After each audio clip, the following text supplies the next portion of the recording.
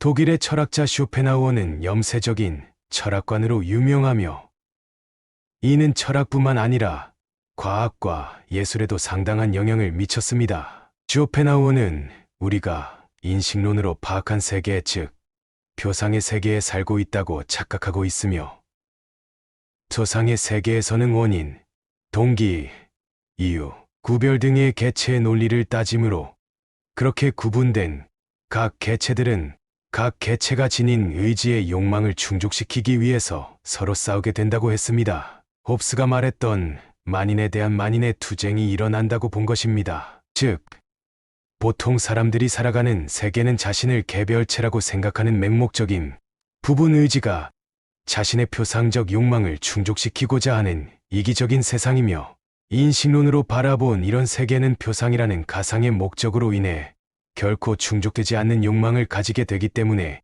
인간은 끊임없이 괴롭고 고통스럽다고 보고 있습니다. 이런 생각을 가진 쇼펜하우어가 말하는 삶에 대한 태도를 한번 들어보시죠. 인간은 태생부터 고독한 존재이고 모든 고통과 번뇌의 원인이 타인과의 관계에서 온다. 타인에게 지나치게 관대하거나 친절하게 대해봤자 상대방은 선을 넘는다. 주변 사람한테 잘해주기만 하면 고마움을 느끼지 못한다. 원래 친절한 사람이니 그 정도는 된다고 생각하기 마련이다. 그리고 계속 호의를 요구하면서 호의가 권리가 된다. 타인을 도와주고 싶다면 도와줬을 때 고마워하는 사람만 도와줘라. 인간은 항상 위를 보고 살아가는 게 문제다. 언제나 위만 바라보게 되면 사람은 불행해지기 쉽다. 위보다는 아래를 봐라. 지나치게 행복해 보이는 사람은 겉으로만 행복해 보이는 경우가 많다. 실제로는 불행을 숨기고 사는 사람이 더 많으니 의심해봐야 한다. 또한 이해관계가 달라지면 사람은 배신하고 가면을 쓰는 법이다. 친절함이 친절함으로 돌아오는 사람과 연을 이어나가라.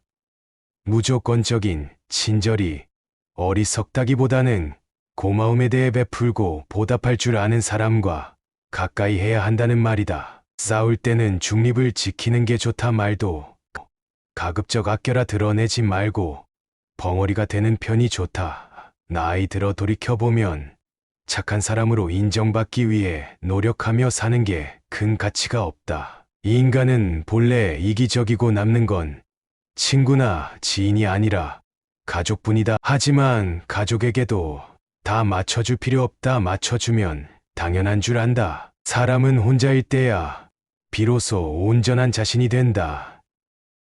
얘가 상황이 힘들어지면 친했던 사람들도 다 주위를 떠나가기 마련이다. 고독을 사랑하는 사람만이 진정한 자기 자신이 될 수 있는 법이다. 착하고 순수하게 사는 게 좋다고 상처받고 인간관계를 다 끊기 전까지는 모를 것이다. 사람은 자신에게 이득이 되지 않으면 멋대로 행동한다. 10년지기 친구라고 해서 다를 바 없다. 인간은 자기에게 이득되지 않으면 언제든 배신하는 존재다.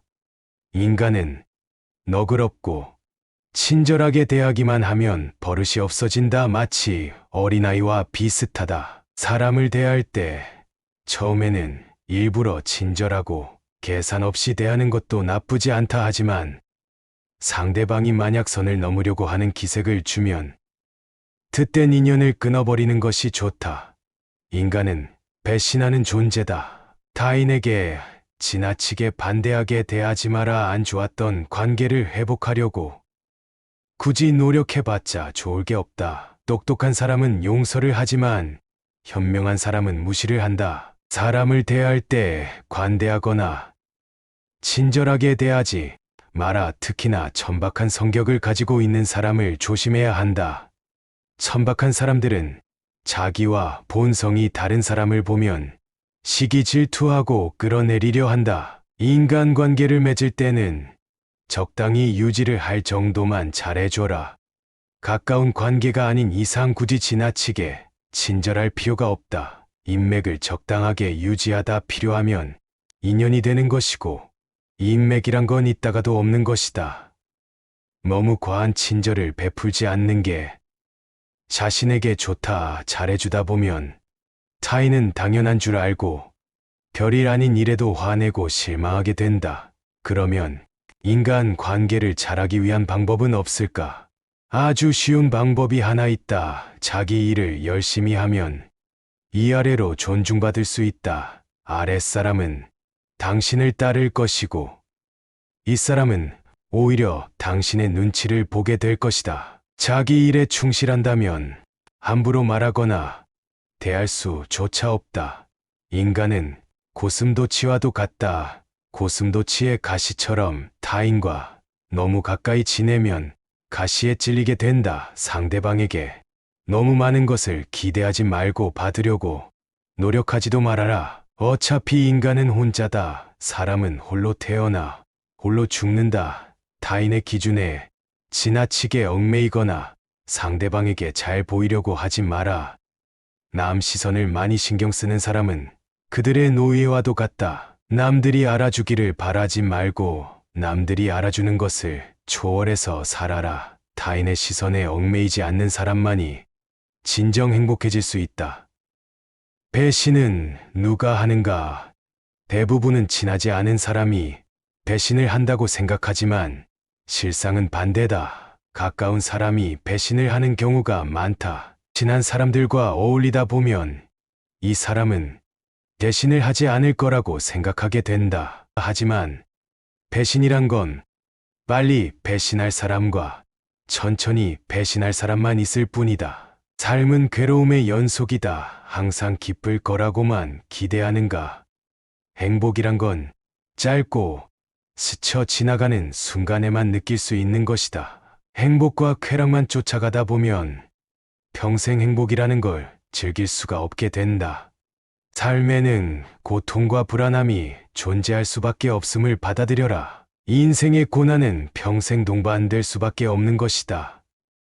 인간은 기본적으로 혼자 살아가고 혼자 고난을 이겨내고 혼자 죽어가는 존재다. 우리가 종종 혼자 있을 때 편안함을 느끼는 것도 바로 그런 이유에서다. 외로움과 고독의 차이를 아는가?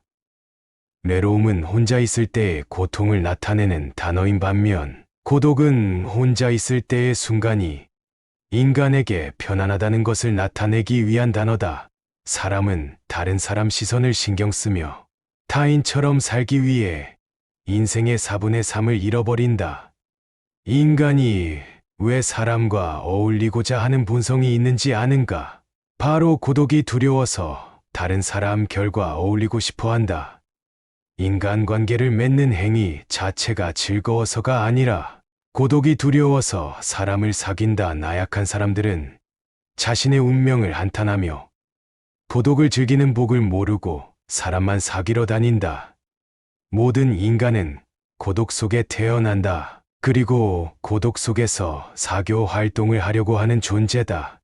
그렇다면 도덕이란 무엇인가? 도덕은 인간이 자신의 자아를 발견하고 인생의 의미를 깨닫는 과정이라고 보면 된다. 강한 사람이란 고독과 외로움을 견뎌내는 사람이다. 그러나 우리는 단지 고독과 외로움을 견뎌내는 것만으로는 충분하지 않다. 더욱 중요한 것은 무엇인지 아는가? 우리는 고통과 고독의 의미를 알고 이를 극복하기 위해 노력하는 사람 되어야 한다. 이를 통해 우리는 더욱 강인하고 더욱 자신감을 가지게 되며 어려운 상황에서도 우리의 인내력과 근성을 발휘할 수 있게 된다. 인생이란 하나의 실험실과도 같다.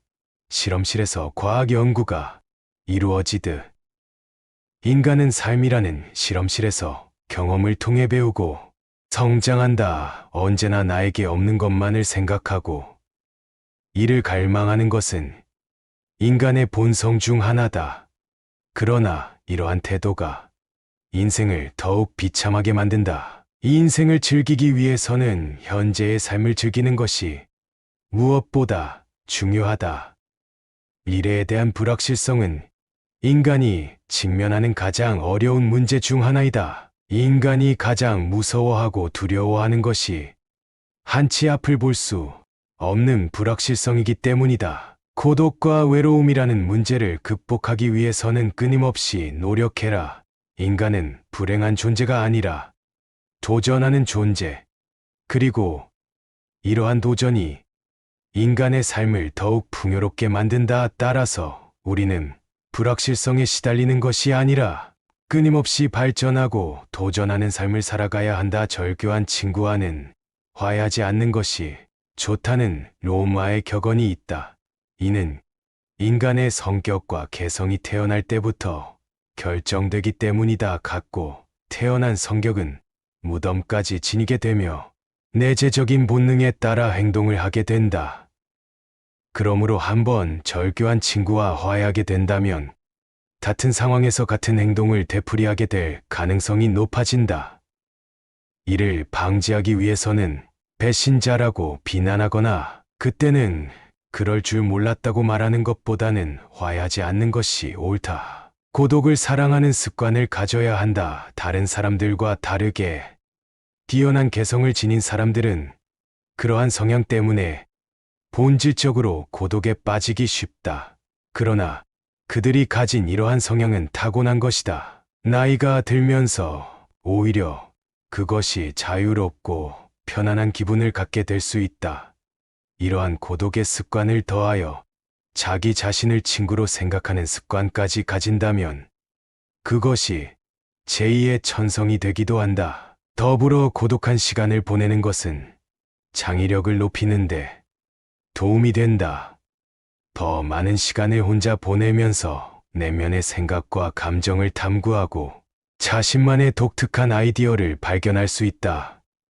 고독은 자신의 생각을 깊이 있게 탐구할 수 있는 시간과 공간을 제공한다. 이러한 더 많은 고독한 시간을 가지면 더 많은 창의적인 아이디어와 해결책을 발견할 수 있을 것이다.